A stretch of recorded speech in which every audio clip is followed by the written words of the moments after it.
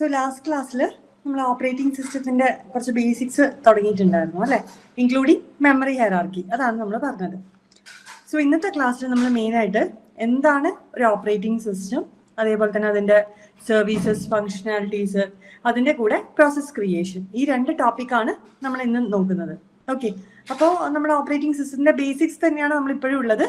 ഏറ്റവും സിമ്പിൾ ആയിട്ടുള്ള ടോപ്പിക്സ് ആണ് ഇന്നും ഉള്ളത്. ഓക്കെ, സോ ഓപ്പറേറ്റിംഗ് സിസ്റ്റം എന്നുള്ളത് നമുക്കറിയാം ഒരു സിസ്റ്റം സോഫ്റ്റ്വെയർ ആണ് അല്ലെ. അപ്പോൾ നമുക്കൊരു യൂസറിന് നമുക്ക് ഒരിക്കലും കമ്പ്യൂട്ടർ ഹാർഡ്വെയർ ആയിട്ട് ഡയറക്റ്റ് ഇന്ററാക്ട് ചെയ്യാൻ പറ്റില്ല. അപ്പൊ അതിനു വേണ്ടി നമുക്ക് എന്ത് വേണം, ഒരു ഇന്റർമീഡിയറ്റ് ആയിട്ട് എന്തെങ്കിലും വേണം അല്ലെ. അപ്പൊ ആ ഇന്റർമീഡിയറ്റ് ആയിട്ട് ആക്ട് ചെയ്യുന്നതാണ് ആര്, ഓപ്പറേറ്റിംഗ് സിസ്റ്റം എന്ന് പറയുന്നത്. ഓക്കെ, അപ്പൊ നമുക്ക് യൂസേഴ്സിന് ഒരു കൺവീനിയന്റ് ആയിട്ട് നമുക്ക് ഒരു ഫ്രണ്ട്ലി മാനറിൽ പ്രോഗ്രാംസ് എക്സിക്യൂട്ട് ചെയ്യണമെങ്കിൽ അതിനാവശ്യമായിട്ടുള്ള എന്തൊക്കെ വേണോ അതൊക്കെ നമുക്ക് ഒരുക്കി തരുന്നത് ആരാ, ഓപ്പറേറ്റിംഗ് സിസ്റ്റം ആണ്. അപ്പൊ നമുക്ക് പറയാം, it provide an environment in which a user can execute program in a convenient and efficient manner അല്ലെ. അപ്പൊ കമ്പ്യൂട്ടർ ഹാർഡ്വെയറിനെ ഡയറക്റ്റ് ആക്സസ് ഇല്ലാത്തതുകൊണ്ട് നടുവിലൊരു ഇന്റർഫേസ് പോലെയാണ് ആക്ട് ചെയ്യുന്നത്. യൂസേഴ്സിന് കൺവീനിയന്റ് ആയിട്ട് പ്രോഗ്രാം റൺ ചെയ്യാനുള്ള ഒരു എൻവയോൺമെന്റ് ആണ് ഓപ്പറേറ്റിംഗ് സിസ്റ്റം പ്രൊവൈഡ് ചെയ്യുന്നത്. ഓക്കെ, സോ നമുക്കിവിടെ അത് ഞാൻ ഡയഗ്രാമാറ്റിക്കലി കൊടുത്തിട്ടുണ്ട്. ഒരു ഹാർഡ്വെയറും യൂസേഴ്സിന് ഡയറക്റ്റ് നമ്മുടെ ആപ്ലിക്കേഷൻസ് ആയിട്ടാണ്, നമ്മൾ ആപ്ലിക്കേഷൻസ് വഴിയാണ് ഇന്ററാക്ട് ചെയ്യുന്നത് അല്ലെ. അപ്പോൾ ആ ആപ്ലിക്കേഷൻസ് റൺ ചെയ്യാൻ ആവശ്യമായിട്ടുള്ള എന്തൊക്കെ സപ്പോർട്ട് വേണോ, ഹാർഡ്വെയർ സപ്പോർട്ട് വേണോ, അതൊക്കെ നമുക്ക് പ്രൊവൈഡ് ചെയ്യുന്നത് ഓപ്പറേറ്റിംഗ് സിസ്റ്റം ആണ്. അപ്പൊ ഇവിടെ ഒരു നിങ്ങൾക്ക് ഈ ഫിഗറിൽ കാണാൻ പറ്റും, ഇത് നമ്മൾ സ്റ്റാൻഡേർഡ് ആയിട്ടുള്ള നമ്മുടെ ടെക്സ്റ്റ് ബുക്കിൽ യൂസ് ചെയ്ത ഫിഗർ ആണ്. ഓക്കെ, നമ്മൾ ഓപ്പറേറ്റിംഗ് സിസ്റ്റത്തിന്റെ ഇതിൽ പഠിക്കുന്ന, പണ്ട് മുതലേ ഓപ്പറേറ്റിംഗ് സിസ്റ്റം പഠിക്കുന്ന സമയം മുതലേ നമ്മൾ ഈ ഫിഗർ കാണുന്നതാണ് അല്ലെ. അപ്പൊ ഇവിടെ കമ്പ്യൂട്ടർ ഹാർഡ്വെയർ ഉണ്ട്. അപ്പൊ different type of system and application programs ഉണ്ട്. User 1 is handling with the compiler, user 2 assembler, user 3 എന്ന് പറഞ്ഞ ടെക്സ്റ്റ് എഡിറ്റർ ആണ്, വേറൊരു യൂസർ എന്ന് പറഞ്ഞ ഡാറ്റാബേസ് സിസ്റ്റം ആണ് ആയിട്ടാണ് ഇന്ററാക്ട് ചെയ്യുന്നത്. ഓക്കെ, അപ്പൊ ഇതിനെല്ലാം ആവശ്യമായിട്ടുള്ള ഹാർഡ്വെയർ സപ്പോർട്ട് ചെയ്യാനാണ് നമ്മുടെ ഓപ്പറേറ്റിംഗ് സിസ്റ്റം മിഡിലുള്ളത്. ഓക്കെ, അപ്പൊ കമ്പ്യൂട്ടർ ഹാർഡ്വെയർ ആയിട്ടുള്ള ഇന്ററാക്ഷൻ ഫെസിലിറ്റേറ്റ് ചെയ്യുക എന്നുള്ളതാണ് ഓപ്പറേറ്റിംഗ് സിസ്റ്റത്തിന്റെ മെയിൻ പർപ്പസ് എന്ന് പറയുന്നത്. ഓക്കെ, സോ ഇതൊക്കെ നമുക്ക് അറിയുന്ന കാര്യങ്ങളാണ്, നമുക്ക് ജസ്റ്റ് ഒന്ന് റിവൈസ് ചെയ്യാം. ഇനി നമുക്ക് ഓപ്പറേറ്റിംഗ് സിസ്റ്റത്തിന്റെ 3 ഗോളാണുള്ളത്.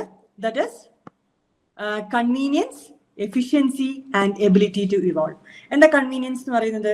നമുക്കൊരു സിസ്റ്റം നമ്മൾ യൂസ് ചെയ്യുന്ന സമയത്ത് നമുക്ക് ആവശ്യമായിട്ടുള്ള എല്ലാ കാര്യങ്ങളും പ്രൊവൈഡ് ചെയ്യുന്ന ആ സപ്പോർട്ട്, അത് ഒരു കൺവീനിയന്റ് യൂസർ ഫ്രണ്ട്ലി ആയിട്ടുള്ള മാനറിൽ നമുക്കതിനെ യൂസ് ചെയ്യാൻ പറ്റുന്നത് അത് ആ ഓപ്പറേറ്റിംഗ് സിസ്റ്റത്തിന്റെ തരുന്ന ഫീച്ചേഴ്സ് കൊണ്ടാണ് അല്ലെ. അതേപോലെ തന്നെ നമുക്ക് കമ്പ്യൂട്ടർ റിസോഴ്സസ് എഫിഷ്യന്റ് മാനറിൽ യൂട്ടിലൈസ് ചെയ്യണം, അതും ഓപ്പറേറ്റിംഗ് സിസ്റ്റം ആണ് ചെയ്യുന്നത്. പിന്നെ എന്തെങ്കിലും പുതിയ ഫീച്ചേഴ്സ് ആഡ് ചെയ്യണമെങ്കിൽ എക്സിസ്റ്റിംഗ് സർവീസസിനെ എഫക്ട് ചെയ്യാതെ തന്നെ ആഡ് ചെയ്യാനുള്ള സപ്പോർട്ട് പ്രൊവൈഡ് ചെയ്യുന്നത് ഓപ്പറേറ്റിംഗ് സിസ്റ്റം ആണ്. അപ്പൊ ഓപ്പറേറ്റിംഗ് സിസ്റ്റത്തിന് 3 ഗോളാണുള്ളത്: convenience, efficiency and ability to evolve. Okay, so ഇതൊക്കെ തിയറി ആയതുകൊണ്ട് ഞാൻ കുറച്ച് സ്പീഡിൽ പറഞ്ഞു പോവാം കേട്ടോ. ഇനി നമുക്ക് എന്തൊക്കെയാണ് ഓപ്പറേറ്റിംഗ് സിസ്റ്റത്തിന്റെ സർവീസസ് എന്ന് നോക്കാം.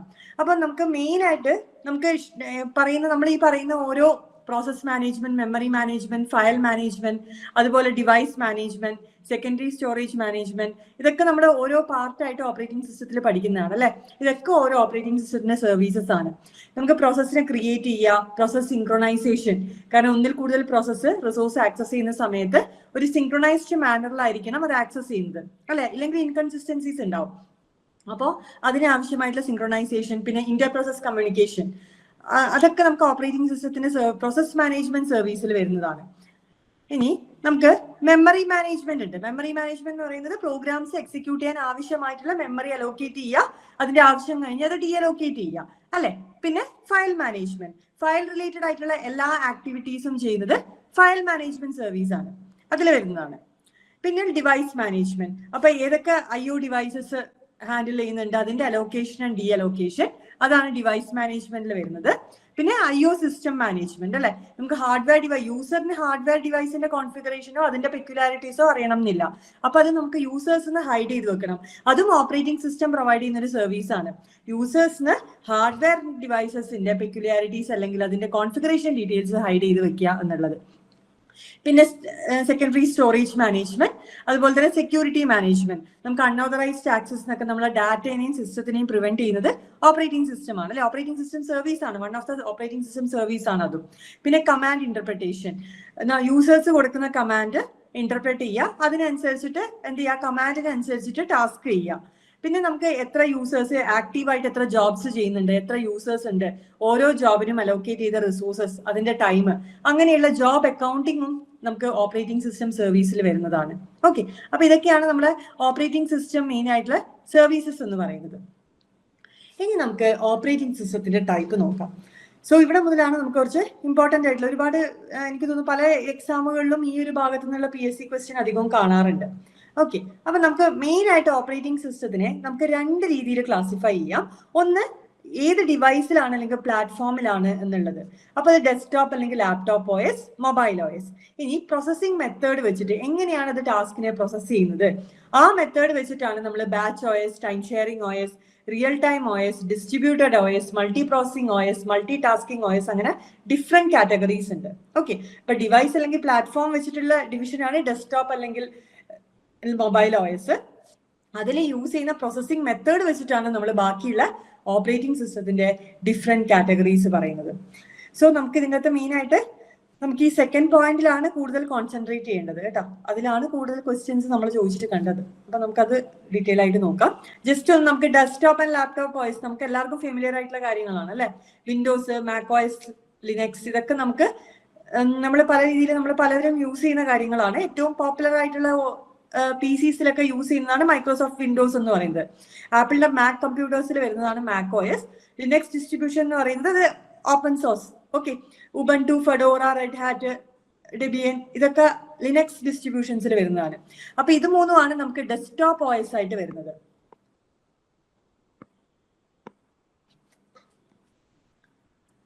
സോ പിന്നെ മൊബൈൽ OS, നമ്മൾ ആൻഡ്രോയിഡും iOS അല്ലെ, അത് രണ്ടും നമുക്ക് ഫെമിലിയർ ആയിട്ടുള്ള കാര്യങ്ങളാണ്. നമ്മൾ സ്മാർട്ട് ഫോൺസിൽ, ടാബ്ലറ്റ്സിലൊക്കെ നമുക്ക് ആൻഡ്രോയിഡ് കാണാം. അതേപോലെ iOS, ഐപാഡ്സ്, ഐഫോൺസിലൊക്കെ iOS ആണ് അല്ലെ. അപ്പോൾ ഇത് രണ്ടുമാണ് നമുക്ക് പ്ലാറ്റ്ഫോമിനെ ബേസ് ചെയ്തിട്ട് നമുക്ക് ഡിവൈഡ് ചെയ്യാൻ പറ്റുന്നത്. സോ നമുക്ക് ഇനി മെയിൻ ആയിട്ട് നമ്മൾ ഇതിൻ്റെ അകത്ത് കോൺസെൻട്രേറ്റ് ചെയ്യേണ്ട ഈ ഒരു ഭാഗത്താണ് കേട്ടോ. പ്രോസസ്സിംഗ് മെത്തേഡിന്റെ ബേസിൽ നമുക്ക് 8 ടൈപ്പ് ഓഫ് ക്ലാസിഫിക്കേഷൻ ആണ് മെയിൻലി പറയുന്നത്. ഫസ്റ്റ് വൺ എന്ന് പറയുന്നത് ബാച്ച് OS, പിന്നെ മൾട്ടി പ്രോഗ്രാമിംഗ് OS ഉണ്ട്, multi tasking OS, time sharing OS, multi processing OS, distributed OS, network OS, real time OS. അപ്പൊ നിങ്ങൾ ഈ PSC ക്വസ്റ്റ്യൻ എടുത്ത് നോക്കിയാൽ നിങ്ങൾ കുറച്ചൊരു ഇപ്പൊ നടന്ന റീസെന്റ് ആയിട്ടുള്ള എല്ലാ എക്സാമിന്റെയും PSC ക്വസ്റ്റ്യൻ എടുത്ത് നോക്കുക. ഒരു ക്വസ്റ്റ്യൻ എങ്കിലും ഈ ഒരു ഭാഗത്ത് നിന്ന് ഇതിന്റെ അകത്ത് ഏതെങ്കിലും ഒരു OS എന്ന് ചോദിച്ചാൽ നിങ്ങൾക്ക് കാണാൻ പറ്റും. നിങ്ങൾക്ക് ഇപ്പൊ റീസെന്റ് ആയിട്ടുള്ള ഏതെങ്കിലും നോക്കിയാൽ മതി. അപ്പൊ ഏതെങ്കിലും ഒരു ക്വസ്റ്റ്യൻ എങ്കിലും എവിടെയെങ്കിലും ചിലപ്പോൾ സ്റ്റേറ്റ്മെന്റിലോ അല്ലെങ്കിൽ നമ്മളെ MCQയിലോ എവിടെയെങ്കിലും നമുക്ക് ഈ ഒരു ക്വസ്റ്റ്യൻ, ഈ ഒരു ഇതിനെ ഡിപ്പെൻഡ് ചെയ്തിട്ടുള്ള ക്വസ്റ്റ്യൻ കാണാൻ പറ്റും. അപ്പൊ നമുക്ക് ഓരോന്നും ഡീറ്റെയിൽ ആയിട്ട് നോക്കാം. ഓക്കെ, സോ ഫസ്റ്റ് വൺ എന്ന് പറയുന്നത് നമുക്ക് ബാച്ച് OS എന്താ ചെയ്യുന്നത് നോക്കാം. നമുക്ക് മെയിൻലി മെയിൻ ഫ്രെയിം കമ്പ്യൂട്ടേഴ്സിൽ യൂസ് ചെയ്ത 1950സിലും 1960സിലും യൂസ് ചെയ്ത ടൈപ്പ് ഓഫ് OS ആണ് ബാച്ച് OS എന്ന് പറയുന്നത്. ഇവിടെ എന്താ ചെയ്യുന്നത്, ജോബ്സിനെ നമ്മൾ ഡിഫറെന്റ് ബാച്ചസ് ആയിട്ട് ഡിവൈഡ് ചെയ്യും. ഓക്കെ, അപ്പൊ ഒരു ജോബ് പൂൾ ഉണ്ടാവും, അതിൽ ഡിഫറെന്റ് നമ്പർ ഓഫ് ജോബ്സ് ഉണ്ടാവും ഒരു ബാച്ചിൽ. ഇപ്പൊ ഇവിടെ കണ്ടില്ലേ, നമുക്ക് job 1, job 2 up to job N വരെയാണ് ഉള്ളത് അല്ലെ. എന്ത് ചെയ്യും, ഓരോ ബാച്ചസിൽ ഡിവൈഡ് ചെയ്യും. ബാച്ച് 1ൽ 2 ജോബാണുള്ളത്, ബാച്ച് 2ല് 3 ജോബാണുള്ളത് അല്ലെ. അങ്ങനെ ബാച്ച് 3ല് ചിലപ്പം 6 ജോബ് ഉണ്ടാവും. അങ്ങനെ ഡിഫറെന്റ് ബാച്ചസ് ആയിട്ട് ജോബിനെ ഡിവൈഡ് ചെയ്തിട്ടാണ് ഓപ്പറേറ്റിംഗ് സിസ്റ്റം ആ ജോബിനെ പ്രോസസ് ചെയ്യുന്നത്. ഓക്കെ, അതിനെയാണ് നമ്മൾ എന്ത് പറയുന്നത്, ബാച്ച് OS എന്ന് പറയുന്നത്. സോ മെയിൻ ആയിട്ട് ഈ ബാച്ച് OSന്റെ മെയിൻ ഐഡിയ എന്ന് പറയുന്നത് submit the job and wait for the output. നമ്മൾ ജോബ് സബ്മിറ്റ് ചെയ്യുക, ആ ബാച്ച് ഫുൾ ആയിട്ട് അത് റൺ ചെയ്തിട്ടാണ് നമുക്ക് എന്ത് കിട്ടുന്നത്, ഔട്ട്പുട്ട് നമുക്ക് കിട്ടുന്നത് അല്ലെ. അപ്പൊ മിനിമൽ ഐഡിയൽ ടൈം ആണ്, കാരണം ഓരോ ബാച്ചിൽ ഒരു സെറ്റ് ഓഫ് പ്രോസസ്സ് കൊടുക്കുന്നുണ്ട്. അതുകൊണ്ട് തന്നെ CPUന്റെ ഐഡിയൽ ടൈം എന്ന് പറയുന്നത് മിനിമൽ ഐഡിയൽ ടൈം ആണ്. ഒരു ജോബ് കഴിഞ്ഞാൽ അടുത്ത ജോബ്, അങ്ങനെ ക്യൂല് വെയിറ്റ് ചെയ്തുകൊണ്ടിരിക്കുകയാണ് അല്ലെ. ഇപ്പൊ ലാർജ് ആയിട്ട് റിപ്പീറ്റേറ്റീവ് ടാസ്കിന് പറ്റിയ OS ഏതാണെന്ന് ചോദിച്ചാൽ അത് നമുക്ക് ബാച്ച് OS എന്ന് പറയാം. ഇതിന്റെ മെയിൻ ലിമിറ്റേഷൻ എന്ന് പറയുന്നത് നമുക്ക് CPU യൂട്ടിലൈസേഷൻ അത് കുറവാണ്. പിന്നെ ഇൻക്രീസ് റെസ്പോൺസ് ടൈം അല്ലെ, നമുക്കൊരു ബാച്ച് ആയിട്ടാണ് പ്രോസസ് ചെയ്യുന്നത്. അതുകൊണ്ട് തന്നെ റെസ്പോൺസ് ടൈം അതിന് കൂടുതൽ എടുക്കും. റെസ്പോൺസ് ടൈം എന്ന് പറയുന്നത് എന്താ, വൺസ് ജോബ് സബ്മിറ്റ് ചെയ്ത് കഴിഞ്ഞാൽ എപ്പോഴാണോ അതിന് ഫസ്റ്റ് റെസ്പോൺസ് കിട്ടുന്നത് ആ ഡിലേനെയാണ് നമ്മൾ എന്ത് പറയാ, റെസ്പോൺസ് ടൈം എന്ന് പറയാ അല്ലെ. ഇപ്പൊ ഇൻക്രീസ് റെസ്പോൺസ് ടൈം, അതുപോലെ റിയൽ ടൈം ഫീഡ്ബാക്ക് കുറവാണ്. ഇപ്പൊ പേറോൾ കാൽക്കുലേഷൻ നമ്മൾ എംപ്ലോയീസിന്റെ എങ്ങനെയാണ് കാൽക്കുലേറ്റ് ചെയ്യുന്നത്, ഒരു ഡിപ്പാർട്ട്മെന്റിൽ നമ്മൾ ഫുൾ എംപ്ലോയീസിന്റെ ഡീറ്റെയിൽസ് കൊടുത്തിട്ടും അവരുടെ number of leaves, number of LOP days, number of CL ഇതൊക്കെ വെച്ചിട്ടാണ് നമ്മൾ അവരെ സാലറി കാൽക്കുലേറ്റ് ചെയ്യുന്നത് അല്ലെ. ഓരോരാളുടെ ആയിട്ടല്ല കാൽക്കുലേറ്റ് ചെയ്യുന്നത്, ഒരു ബാച്ച് ആയിട്ട് കൊടുത്തിട്ടാണ് കാൽക്കുലേറ്റ് ചെയ്യുന്നത്.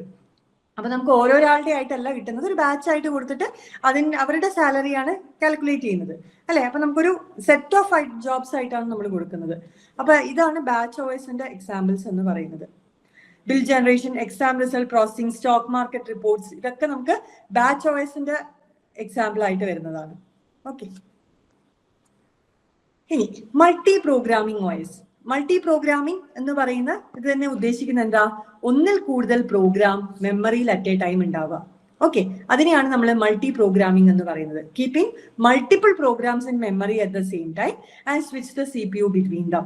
ഒന്നിൽ കൂടുതൽ പ്രോഗ്രാം മെമ്മറിയിൽ ഉണ്ടാവും. ഒരു സിംഗിൾ CPU സിസ്റ്റത്തിലാണെങ്കിൽ നമുക്ക് അറ്റ് എ ടൈം ഒരു ജോബിനെ മാത്രമേ എക്സിക്യൂട്ട് ചെയ്യാൻ പറ്റുള്ളൂ അല്ലെ.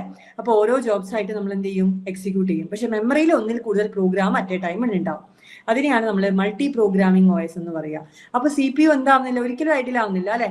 ഒന്നിപ്പം ഒരു പ്രോസസ് P1നെ എക്സിക്യൂട്ട് ചെയ്തുകൊണ്ടിരിക്കുമ്പോൾ ഇനി അഥവാ അതിന് ഏതെങ്കിലും ഒരു ഫയൽ റീഡ് ചെയ്യണം, അങ്ങനെയുള്ള എന്തെങ്കിലും ഒരു IO ഓപ്പറേഷൻ ചെയ്യണമെങ്കിൽ എന്ത് ചെയ്യും, അത് IO ഓപ്പറേഷൻ ചെയ്യുന്ന സമയത്ത് മെമ്മറിയിൽ നിന്ന് രണ്ടാമത്തെ പ്രോസസ്സിനെ എടുത്തിട്ട് എന്ത് ചെയ്യും, പ്രോസസ് ചെയ്യും അല്ലെ.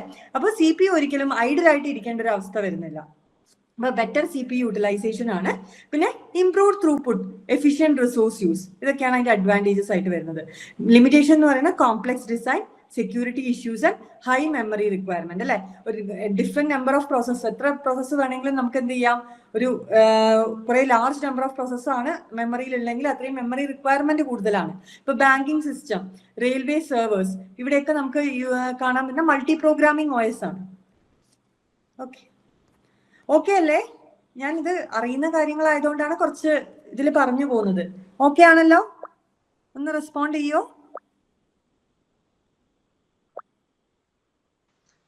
ഹലോ മിസ്റ്റർ, ഒരു ഡൗട്ട് ചോദിക്കുന്നു. പറഞ്ഞോളൂ. ഈ മൾട്ടി ടാസ്കിംഗ് OSൽ ഐഡിൽ ടൈം ഇല്ലല്ലോ. ഏതാ മൾട്ടി ടാസ്കിംഗിലോ? അതെ, മൾട്ടി പ്രോസസിംഗ് ആണോ ഉദ്ദേശിച്ചേ? Multi programming. Multiprogram idle time ഇല്ല, അതല്ലേ ഇവിടെ CPU should never remain idle. Okay, അപ്പൊ ഈ ബാച്ച് പ്രോസസിംഗിലും അങ്ങനെ തന്നെയല്ലേ?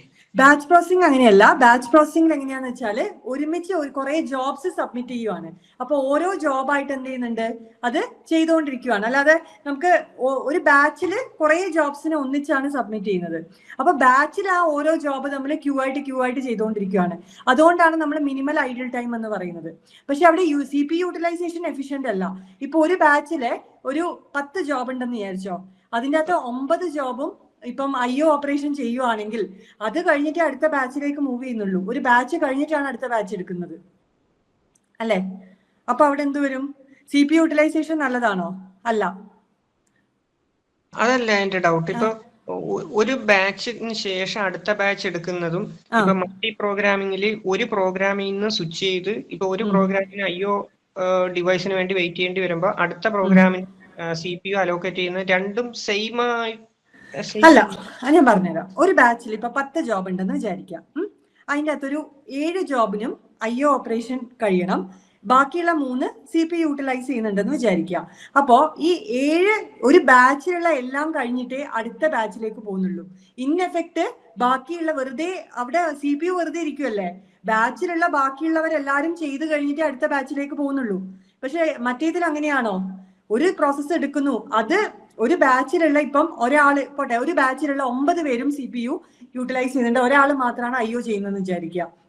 പക്ഷെ അത് കഴിഞ്ഞിട്ട് ആ ബാച്ച് കംപ്ലീറ്റ് ചെയ്താലേ അടുത്ത ബാച്ച് എടുക്കാൻ പറ്റൂ. പക്ഷെ അവിടെ മറ്റേത് അങ്ങനെയല്ലല്ലോ.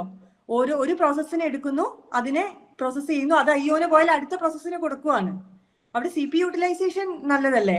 പക്ഷെ അവിടെ മറ്റേടത്തിൽ അങ്ങനെയല്ലല്ലോ.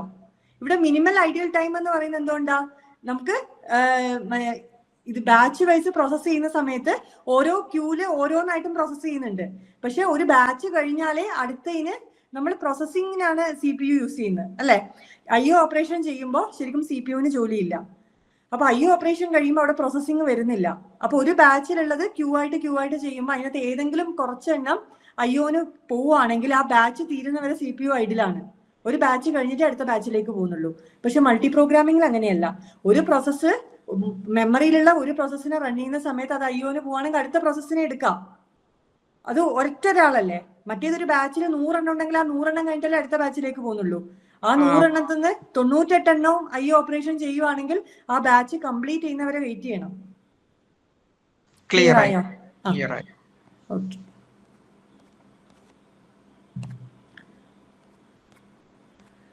ഓക്കെ, അപ്പൊ അതാണ് മൾട്ടി പ്രോഗ്രാമിംഗ് എന്ന് പറയുന്നത്. ഇനി നമ്മൾ പറഞ്ഞില്ലേ ഇത്. ഓക്കെ, മൾട്ടി ടാസ്കിംഗ് എന്ന് പറയുന്നത് എന്താ? അതൊരു type of multi programming system തന്നെയാണ്. പക്ഷേ ഇവിടെ എന്താ ഇത്, where each process runs in a round robin manner. നമുക്ക് ഒന്നിൽ കൂടുതൽ ഒരു മൾട്ടി ടാസ്കിംഗ് എന്ന് പറയുന്നത് നമുക്ക് എന്തായിരിക്കും? ഇവിടെ സിംഗിൾ പ്രോസസ് ആണ്, അല്ലെ? ഒരു സിംഗിൾ പ്രോസസ് എന്ത് ചെയ്യുന്നുണ്ട്? ഡിഫറെന്റ്, ഒരു സിംഗിൾ യൂസർ ആണ് ഡിഫറെന്റ് ടാസ്ക് ചെയ്യാണ് ചെയ്യുന്നത്. ഒരു സിംഗിൾ യൂസർ തന്നെ ബ്രൗസർ യൂസ് ചെയ്യുന്നു, ആ സമയത്ത് തന്നെ എക്സൽ ഷീറ്റിൽ എന്തെങ്കിലും കാൽക്കുലേഷൻ ചെയ്യുകയാണ്. ഓക്കെ, അപ്പൊ തന്നെ VLC മീഡിയ പ്ലെയർ എന്തെങ്കിലും പ്ലേ ചെയ്യുന്നു. അങ്ങനെ ഡിഫറെന്റ് ടാസ്ക്, ഒരു യൂസർ തന്നെ മൾട്ടിപ്പിൾ ടാസ്ക് സെയിം ടൈം ചെയ്യാണ്. നമ്മൾ ചെയ്യാറില്ലേ? നമ്മൾ ഇത് എന്ത് ചെയ്യുന്നു? ഒരു ഇതിൽ ഞാനിപ്പം PPT ഉണ്ടാക്കിക്കൊണ്ടിരിക്കുകയാണെങ്കിൽ എനിക്ക് ബോർ അടിക്കുമ്പോൾ ഞാൻ അടുത്ത ടാബിൽ എന്ത് ചെയ്യും? വേറെ എന്തെങ്കിലും ബ്രൗസ് ചെയ്യും, അല്ലെ? ഇനി അത് അല്ലെങ്കിൽ ഞാൻ അത് നിർത്തി വെച്ചിട്ട് ഞാൻ അടുത്ത ടാബിൽ വേറെ എന്തെങ്കിലും ചെയ്യും. അപ്പൊ ഒരു യൂസർ തന്നെ multiple task at a same time ചെയ്യുന്നതിനെയാണ് നമ്മൾ മൾട്ടി ടാസ്കിംഗ് OS എന്ന് പറയുക. ഇവിടെ സിംഗിൾ യൂസർ ആണ് ചെയ്യുന്നത്. ഓക്കെ, സോ അതിന്റെ അഡ്വാൻറ്റേജ് എന്ന് പറയുന്നത് നമുക്ക് ഈക്വൽ CPU ആക്സസ് ആണ്, അല്ലെ? ഒരു 10 ടാസ്ക് ചെയ്യുന്നുണ്ടെങ്കിൽ ആ 10 ടാസ്കിനും ഈക്വൽ ചാൻസ് ഓഫ് CPU ആണ് ചെയ്യുന്നത്. Software duplication, reduce software duplication, low CPU idle time ഒക്കെയാണ്. പക്ഷെ ഇതിന്റെ ലിമിറ്റേഷൻ എന്ന് പറയുന്നത് ഒന്ന് സെക്യൂരിറ്റി കൺസേൺസ്, കമ്മ്യൂണിക്കേഷൻ ഇഷ്യൂസ് എന്നൊക്കെ പറയുന്നത് ഇതിന്റെ ലിമിറ്റേഷൻസ് ആണ്. നിങ്ങൾ അതിൽ അത്ര കോൺസെൻട്രേറ്റ് ചെയ്യണമെന്നില്ല. മെയിൻ ആയിട്ട് ഈ മൾട്ടി ടാസ്കിംഗ് OSഉം നമുക്ക് അടുത്ത ഒരു OS ഉണ്ട്, നമ്മളെ time sharing. Okay, time sharing OS. ഇവിടെയാണ് നമുക്ക് കൺഫ്യൂഷൻ വരുന്നത്. പലതിലും മൾട്ടി ടാസ്കിങ്ങും ടൈം ഷെയറിങ്ങും സെയിം രീതിയിൽ പറഞ്ഞിട്ടുണ്ട്. പക്ഷെ അവിടെ ഡിഫറൻസ് വരുന്നത് എന്താണെന്ന് വെച്ചാല് മൾട്ടി ടാസ്കിങ്ങിൽ ഒരു യൂസർ എന്ത് ചെയ്യുന്നുണ്ട്? മൾട്ടിപ്പിൾ ടാസ്ക് ചെയ്യാണ്.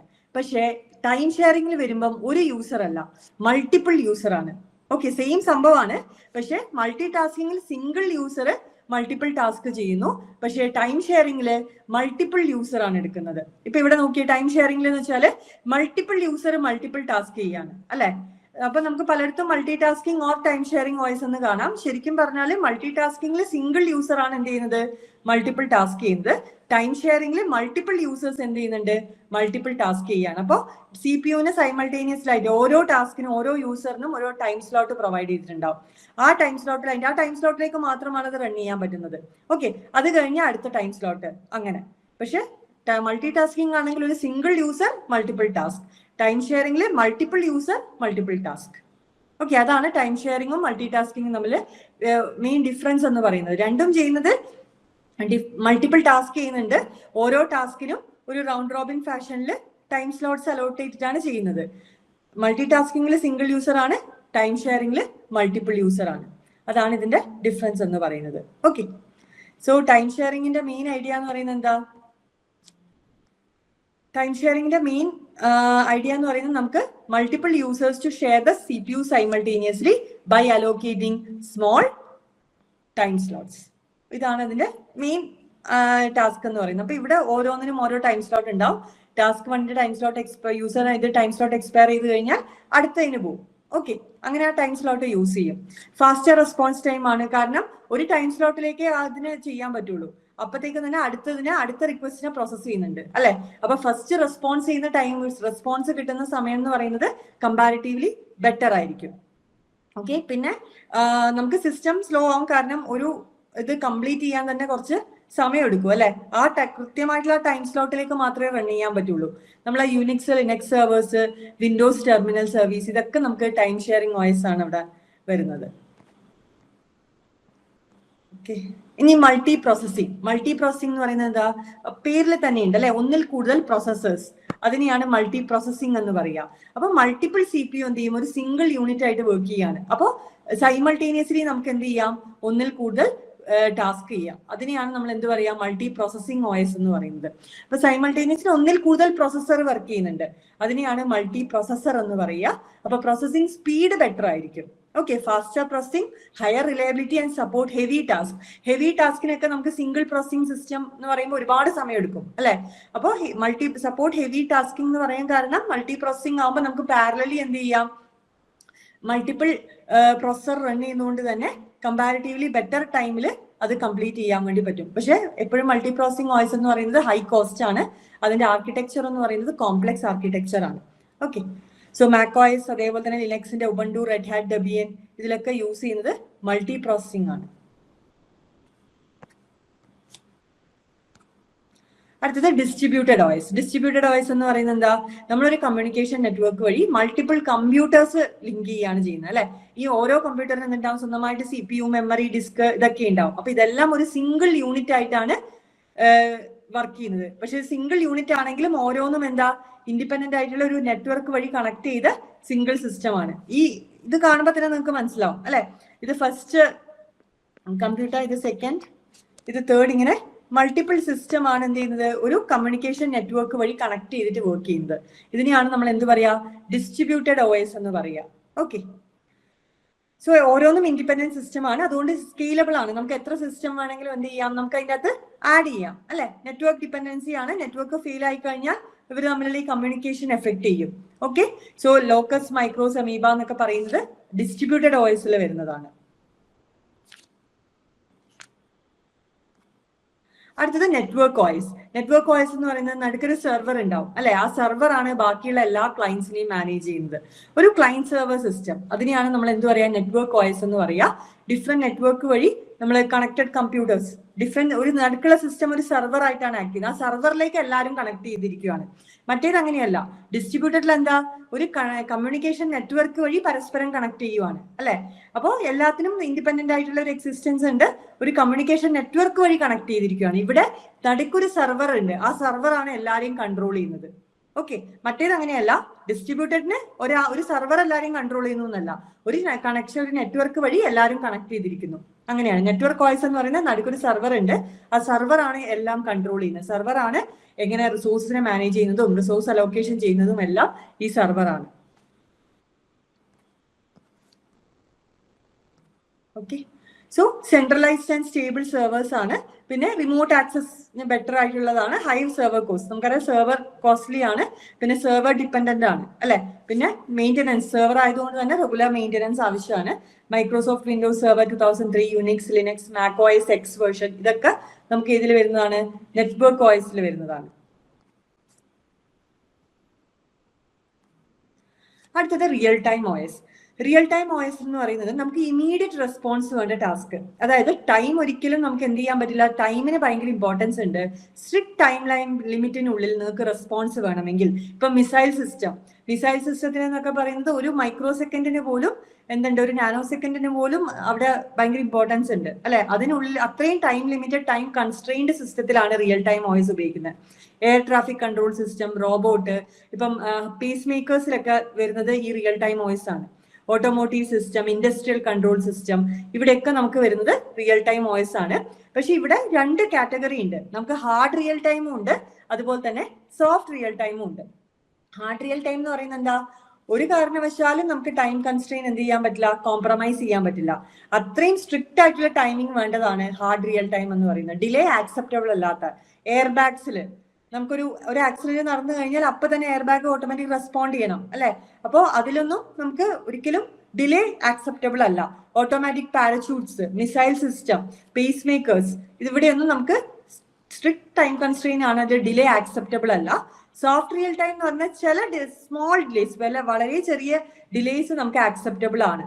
ഓക്കെ, നമുക്ക് ഫാസ്റ്റ് ആയിട്ടുള്ള പ്രഡിക്റ്റബിൾ റെസ്പോൺസ് വേണം, എന്നാലും ചെറിയ രീതിയിലുള്ള ഡിലേ കോംപ്രമൈസ്ഡ് ആണ്. ഇപ്പൊ മൾട്ടിമീഡിയ, ഗെയിമിംഗ്, വീഡിയോ സ്ട്രീമിംഗ്, ഇതിലൊന്നും ഡിലേ വന്നു കഴിഞ്ഞാൽ അതെന്തായാലും ലൈഫ് ത്രെട്ടണിങ് അല്ല അല്ലെ.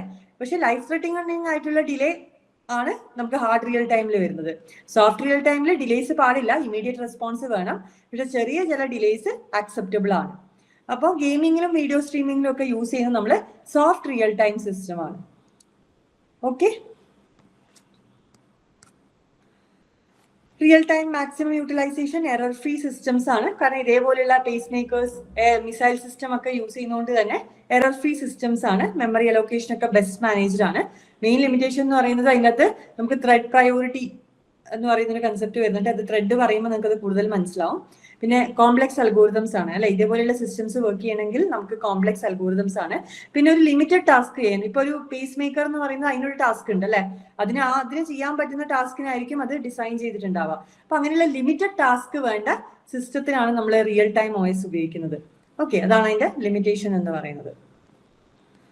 സോ ഇത്രയാണ് നമുക്ക് ഡിഫറെന്റ് കാറ്റഗറീസ് ഓഫ് OS എന്ന് പറയുന്നത്. അപ്പൊ ഇത്രയും ക്ലിയർ ആണോ? ഇതിനെ വെച്ചിട്ട് ക്വസ്റ്റ്യൻസ് ഉണ്ട്. ആ ക്വസ്റ്റ്യൻസ് ചെയ്യുമ്പോൾ നിങ്ങൾക്ക് അത് കുറച്ചുകൂടെ ഓക്കെ ആവും എന്ന് എനിക്ക് തോന്നുന്നു. ഈ ഒരു പോർഷൻ ഈ മൾട്ടി ടാസ്കിംഗ് OSൽ single user doing multiple task എന്ന് പറഞ്ഞല്ലോ. അപ്പൊ അതും മൾട്ടി പ്രോഗ്രാമിംഗ് OSുമായിട്ട് കമ്പാരിസൺ ചെയ്യുമ്പോൾ ഈ പോയിന്റിന്റെ പാർട്ടായിട്ട് ഇപ്പുറത്തെ ഏതാ വരുന്നത് മൾട്ടി പ്രോഗ്രാമിംഗ് OSൽ? മനസ്സിലായില്ല. മൾട്ടി ടാസ്കിംഗ് എന്ന് പറയുന്ന ഒരു സിംഗിൾ യൂസർ ഒന്നിൽ കൂടുതൽ ടാസ്ക് ചെയ്യുന്നു. അത് തന്നെ മൾട്ടി പ്രോഗ്രാമിംഗ് എന്ന് പറയുന്ന മെമ്മറിയില് കുറെ പ്രോഗ്രാംസ് ഉണ്ടാവും. അറ്റ് എ ടൈം കുറെ പ്രോഗ്രാം മെമ്മറിയിൽ സ്റ്റോർ ചെയ്യാൻ പറ്റും. അതന്നെയാണ് മൾട്ടി പ്രോഗ്രാമിംഗ് എന്ന് പറയുന്നത്. എന്നിട്ട് അതിൻ്റെ അകത്ത് CPU ഫ്രീ ആവുന്നതിനനുസരിച്ചിട്ട് ഓരോ പ്രോഗ്രാമിനെ എടുത്ത് റൺ ചെയ്യുന്നു. മൾട്ടി ടാസ്കിംഗ് എന്ന് പറയുന്ന നമ്മുടെ സിസ്റ്റത്തിൽ നമ്മളിപ്പോ ഇത് എന്താ പറയാ, നമ്മൾ ഡിഫറെന്റ് ബ്രൗസ് ചെയ്യുന്ന സമയത്ത് മൾട്ടിപ്പിൾ ടാബ് ഓപ്പൺ ചെയ്ത് വെക്കുന്നില്ലേ? അത് ഓരോന്നും ഓരോ ടാസ്ക്. ഞാനിപ്പോ മൾട്ടിപ്പിൾ ടാബ് ഓപ്പൺ ചെയ്ത് വെച്ചാൽ ഓരോന്നും ഓരോ ടാസ്ക് പോലെയാണ് ആക്ട് ചെയ്യുന്നത് അല്ലെ. അറ്റ് എ ടൈം ചെയ്യാൻ പറ്റുന്ന, അത് സ്വിച്ച് ചെയ്ത് ചെയ്യാൻ പറ്റുന്ന രീതിയിൽ. മൾട്ടി പ്രോഗ്രാമിംഗിൽ വരാൻ നേരത്ത് അവിടെയും സിംഗിൾ യൂസർ തന്നെയാണ്. അത് സിംഗിൾ യൂസർ എന്ന് പറയാൻ പറ്റുമോ നമുക്ക്? ഒരുപാട് പ്രോഗ്രാംസ് മെമ്മറിയിൽ, അവിടെ ഒരു യൂസർ കൺസെപ്റ്റ് അല്ല. മെമ്മറിയിൽ ഒരുപാട് പ്രോഗ്രാം ഉണ്ട്. അത് ഏത് ടൈപ്പ് ഓഫ് പ്രോഗ്രാം വേണമെങ്കിലും ആവാം മെമ്മറിയിലുള്ള. അവിടെ ഒരു സിംഗിൾ യൂസർ കൺസെപ്റ്റ് എന്നുള്ള രീതിയിൽ വരുന്നില്ല. മെമ്മറിയിൽ ഒരുപാട് program at a time available ആണ്. CPU ഫ്രീ ആവുന്നതിനനുസരിച്ചിട്ട് ഓരോന്നും എടുത്ത് എക്സിക്യൂട്ട് ചെയ്യുന്നു. മൾട്ടി ടാസ്കിംഗ് അതാ പറഞ്ഞത്, ഇതെല്ലാം ടൈപ്പ് ഓഫ് മൾട്ടി പ്രോഗ്രാമിംഗ് ആണ്. മൾട്ടി ടാസ്കിംഗ് ആണെങ്കിലും it is a type of multi programming. Multi പ്രോഗ്രാമിംഗിന്റെ ഒരു സബ് കാറ്റഗറി പോലെയാണ് multi tasking. Main concept multi programming ആണ്, അതിന്റെ ഒരു കാറ്റഗറി. അതിൽ ഞാൻ അത് പറഞ്ഞിട്ടുണ്ടായിരുന്നു. മൾട്ടി ടാസ്കിംഗ് എന്ന് പറയുന്നത് it is a type of multi programming OS. ഇപ്പോൾ നമ്മൾ മൾട്ടി ടാസ്കിങ്ങിന് it is an extension of multi programming എന്നോ അങ്ങനെ എന്തോ ഒരു ഡെഫിനിഷൻ കൂടി വരുന്നില്ലേ? എക്സ്റ്റൻഷൻ എന്ന് പറയുമ്പോൾ it is a type of multi programming എന്ന് പറയാം. എക്സ്റ്റൻഷനോ അഡ്വാൻസ്ഡ് അങ്ങനെ എന്തോ ഞാനൊരു ക്വസ്റ്റ്യൻ പേപ്പർ കണ്ടു. ഞാനത് ഒന്ന് റെഫർ ചെയ്ത് നോക്കാം കേട്ടോ, ഞാനത് ശ്രദ്ധിച്ചിട്ടില്ല. എന്റെ ഡൗട്ട് എന്ന് പറഞ്ഞാൽ ഇപ്പൊ നമ്മള് ഒരു വേർഡ് ഫയല്, ഒരു എന്താണ് എന്തെങ്കിലും ഒരു വീഡിയോ എഡിറ്റിംഗ് സോഫ്റ്റ്വെയർ, അങ്ങനെ മൾട്ടിപ്പിൾ സംഗതികൾ നമ്മൾ ഓപ്പൺ ചെയ്ത് വെച്ചിരിക്കുന്നു. അപ്പൊ അത് മൾട്ടി ടാസ്കിംഗ് ആയി. നമ്മൾ സ്വിച്ച് ചെയ്ത് മൾട്ടി ടാസ്കിംഗ് ആണ്, മൾട്ടി പ്രോഗ്രാമിംഗും ആണ്. കാരണം ഈ ഒരാളല്ലേ ചെയ്യുന്നേ. ഇപ്പോ ആരാണോ നിങ്ങളാണ് ചെയ്യുന്നതെങ്കിൽ നിങ്ങൾ മാത്രമാണല്ലോ, നിങ്ങളാണല്ലോ ഇത്രയും ടാബ് ഓപ്പൺ ചെയ്ത് വെച്ചിരിക്കുന്നത്, മൾട്ടിപ്പിൾ ചെയ്യുന്നത്. അപ്പൊ ഒരു സിംഗിൾ യൂസർ മൾട്ടി ടാസ്ക് ചെയ്യുന്നത് മൾട്ടി ടാസ്കിംഗ് ആണ്. It is a type of multi programming. അത് മൾട്ടി ടാസ്കിംഗും ആണ്, മൾട്ടി പ്രോഗ്രാമിംഗും ആണ്. അങ്ങനെ വരാൻ നേരത്തെ എനിക്ക് രണ്ടും തമ്മിലുള്ള ഡിഫറൻസ് പിടികിട്ടാതെ വരുന്നു. അങ്ങനെ വെച്ചാല് മൾട്ടി പ്രോഗ്രാമിംഗ് എന്ന് പറയുന്നത് ഒരു ജനറൽ കൺസെപ്റ്റ് ആണ്. ഈ മൾട്ടി പ്രോഗ്രാമിംഗ് ആണ് ഫൗണ്ടേഷൻ എന്ന് പറയുന്നത്. ആ ഫൗണ്ടേഷന്റെ ബേസിസിലാണ് മൾട്ടി ടാസ്കിംഗ് OS ഡെവലപ്പ് ചെയ്തിരിക്കുന്നത്. ഒരു ജനറൽ ആയിട്ടുള്ള ഒരു കൺസെപ്റ്റ് ആണ് മൾട്ടി പ്രോഗ്രാമിംഗ് എന്ന് പറയുന്നത്. ഓക്കെ,